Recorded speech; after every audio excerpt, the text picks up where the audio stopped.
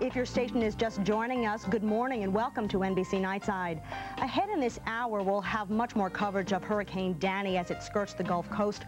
We'll bring you hometown coverage from New Orleans, where the storm caught many people off guard.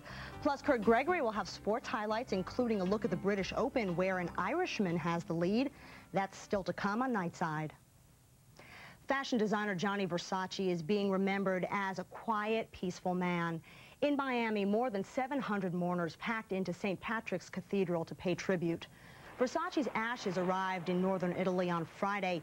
After a memorial service in a small chapel in Versace's hometown, his sister Donatella and his brother Santo led a small group of mourners into a secluded cemetery overlooking Lake Como.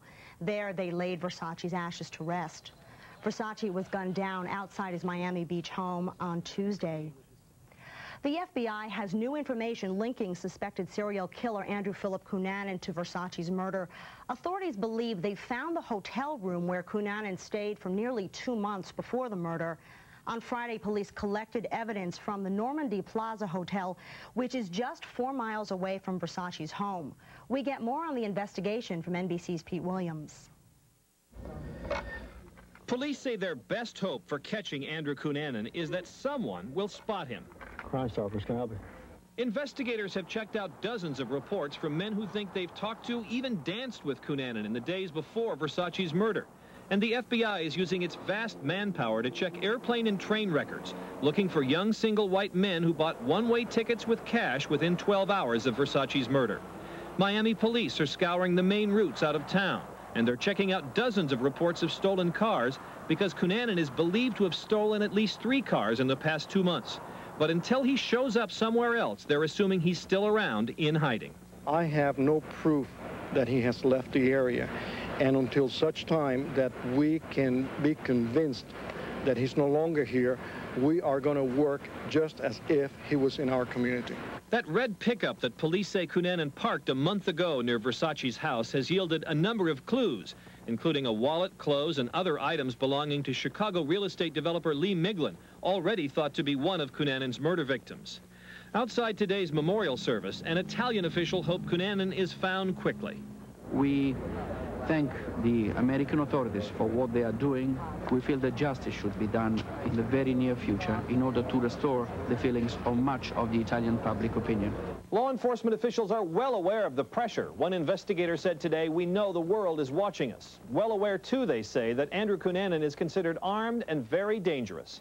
Pete Williams, NBC News, Washington.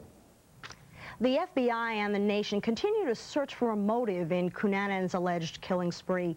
In its Saturday edition, the San Diego Union-Tribune is reporting that a counselor who spoke with Cunanan back in February said Cunanan was afraid that someone might have infected him with the AIDS virus. During the conversation, the therapist reportedly says Cunanan became enraged and he vowed to seek revenge on whoever might have done this to him.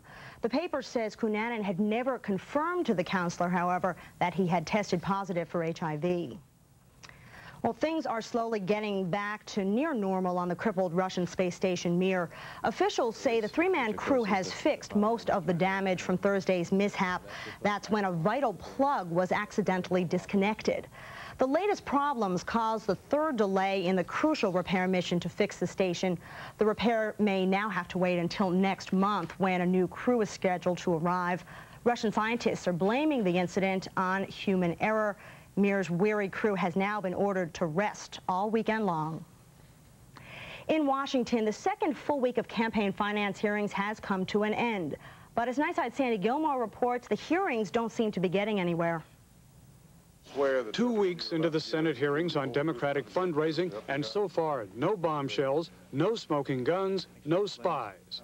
We have to piece it together because maybe some people who have answers are taking the Fifth Amendment. Maybe some people who have answers have already fled this nation. If the summertime hearings seem languid, maybe it's because John Wong won't talk. Charlie Tree's in China, and the White House released the most headline-grabbing documents months ago.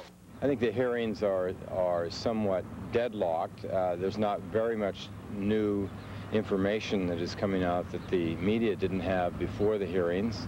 There's no great surprises. Not that the chairman, Senator Fred Thompson, hasn't outlined some pretty compelling stuff, as when fundraiser Johnny Chung donated $50,000 after he and several Chinese friends got in to see the president, or when John Wong in 1992 asked his Indonesian company bosses for an illegal $50,000 reimbursement for a campaign donation to Clinton.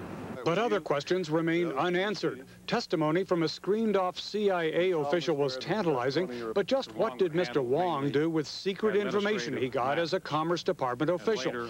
No light on that was shed by a secretary at a mysterious private office provided to Wong while he was in government before he became a fundraiser. On and on it goes, but Republicans say it's too soon to judge their effort. Democrats, led by orbiting partisan John Glenn of Ohio, say it's political and going nowhere. In the dog days of summer here, Republicans claim it will get better. They say, watch this space. Sandy Gilmore, NBC News, Washington. More trouble for the Army's top enlisted man, Sergeant Major Gene McKinney. A fifth woman has come forward and accused him of sexual misconduct. But this time, there's a difference. She is a captain, the first female officer to level charges against McKinney. Hearings are underway to determine if McKinney should be court-martialed on sexual misconduct charges. He has denied all allegations. A judge has delayed a hearing to consider a second test firing of the rifle prosecutors say James Earl Ray used to kill Martin Luther King, Jr. Judge Joe Brown says lawyers have until August 1st to give him all the details about how the second test firing would work. Tests conducted in May proved to be inconclusive. Ray pleaded guilty to killing Dr. King in 1968, but then he recanted his story. Ray is dying of liver disease.